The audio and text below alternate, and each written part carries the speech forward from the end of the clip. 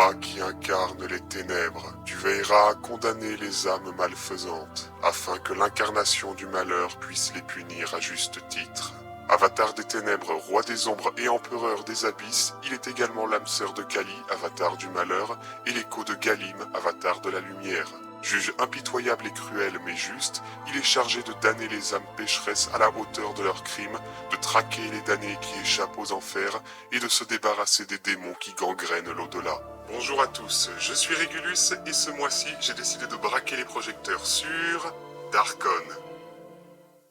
L'apparence de Darkon se base sur celle de Rodin de la série de jeux Bayonetta, avec un look proche de celui du Baron Samedi du folklore vaudou. Cependant, il a troqué le haut de forme contre un casque de Dark Overlord à la façon de... d'Overlord le jeu justement. Mais la caractéristique principale de Darkon, c'est sa taille nettement supérieure à celle des autres avatars. 2,50 m d'une prestance terrifiante, le but étant bien sûr d'intimider un maximum ses condamnés. Ah, et il lui arrive de porter la barbe aussi, mais à ce stade c'est un détail.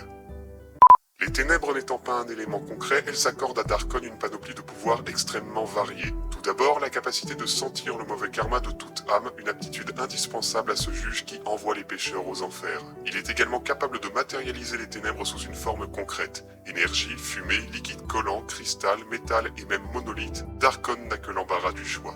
Il peut d'ailleurs s'en recouvrir pour devenir quasi invulnérable ou en recouvrir les autres pour en faire des pantins corrompus ou des maudits. Et si la cible résiste à la corruption, son pouvoir sera, au mieux affaibli, au pire volé par Darkon. Ça vous rappelle quelqu'un? Ce contrôle qu'il a sur les ténèbres, Darkon le doit à ses artefacts divins, notamment son arme, un marteau fait de ronces entremêlées, et sa relique, un gigantesque bouclier.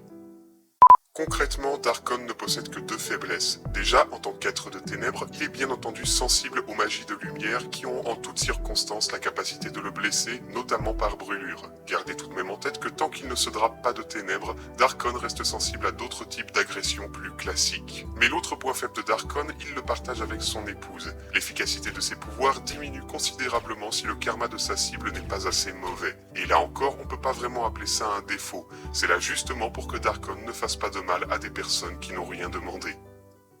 Darkon est l'empereur des abysses. J'ai pas grand chose à vous dire dessus car les abysses sont un territoire particulier. Entourant les enfers et séparés du purgatoire par les terres de la désolation, les abysses sont un désert d'obscurité totale. On n'y trouve ni planète, ni archipel céleste, et encore moins d'étoiles. Le peu de lumière que les abysses reçoivent vient des rares soleils qu'on trouve aux enfers. On pourrait penser que Darkon s'est fait arnaquer avec ce territoire, mais vu qu'il est très pris par ses rôles de juge condamnateur des âmes pécheresses et de superviseur des magistrats des ténèbres, ça l'arrange bien d'être l'empereur d'un monde complètement vide. D'autant que les abysses ne sont peut-être pas aussi vides que je le prétends, mais ça, on en reparlera peut-être une prochaine fois. Darkon est le roi des ombres. Dès sa naissance, une ombre a la capacité de percevoir le mauvais karma et d'utiliser les ténèbres pour annuler ou affaiblir tout type de sort et de magie. Ce qui compte pour une ombre, c'est comment elle va faire évoluer son pouvoir, car il existe deux voies vers lesquelles s'orienter, elles-mêmes débouchant sur deux autres. La voie des ténèbres d'abord permet une utilisation musclée du sombre élément. Elle donne accès à la voie du gouffre qui permet de devenir magistrat condamnateur et à la voie du ravage qui permet de devenir un puissant guerrier berserker. L'autre chemin, c'est celui des ombres, plus discret, plus subtil. Il débouche en effet sur la voie du malin qui permet d'interagir avec les zones ombragées et de nager dedans comme dans l'eau, et la voie du fantôme qui permet de devenir invisible. Ouais, la voie des ombres, c'est une voie de ninja. Le symbole de Darkon et de ses ombres ne suit pas la même logique que celui des autres avatars et archanges. En effet, les quatre branches de cette espèce d'étoile n'ont pas de signification individuelle, contrairement au petit carré de Régulus ou aux pétales de fleurs de Mélodie et Kali. En réalité, cette forme noire posée sur fond blanc représente tout simplement un éclat de ténèbres s'étendant dans la lumière. Oui, c'est aussi con que ça.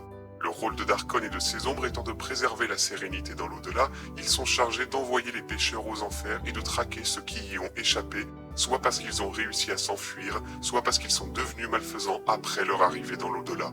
Et oui, c'est triste, mais il arrive que même les anges les plus vertueux cèdent à l'appel du vice. Je fais l'histoire et la personnalité de Darkon en même temps car il est le seul avatar dont le caractère n'a quasiment pas changé au fil des millénaires. Que ce soit avant le grand bouleversement, après le retour de Régulus ou entre ces deux événements, Darkon est resté le personnage le plus stoïque du panthéon de RIP.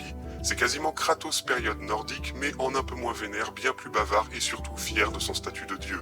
Cependant, Darkon a beau être très investi dans son rôle et ne pas avoir besoin de dormir, il lui faut tout de même du repos de temps en temps, repos qu'il utilise pour méditer sous la lumière d'une pleine lune. C'est son loisir préféré, au point qu'il a construit son temple en forme de tour sur une planète où la lune est pleine toutes les 21 nuits. Au sommet de cette tour, un jardin, au centre duquel se trouve le lit de Darkon, l'environnement parfait pour contempler l'astre et sa lumière majestueuse. Tout comme son épouse Kali, Darkon n'a pas d'objectif concret autre que continuer son boulot et mettre fin à la folie de Kaios. Du moins c'est ce qu'il laissait penser avant le retour de Régulus. En effet, quand l'avatar de la création est revenu dans l'au-delà, Darkon lui a fait à lui et à Mélodie une importante révélation. Depuis le grand bouleversement, il cherche lui aussi ses artefacts divins pour ralentir Kaios autant que possible. Et devinez quoi? Les recherches ont porté leurs fruits, puisque Darkon a pu mettre la main sur son marteau. Rien d'autre malheureusement. C'est pourquoi il souhaite partir avec Kali de son côté pour continuer ses recherches, quitte à déléguer son rôle de juge condamnateur des âmes à ses ombres les plus fiables.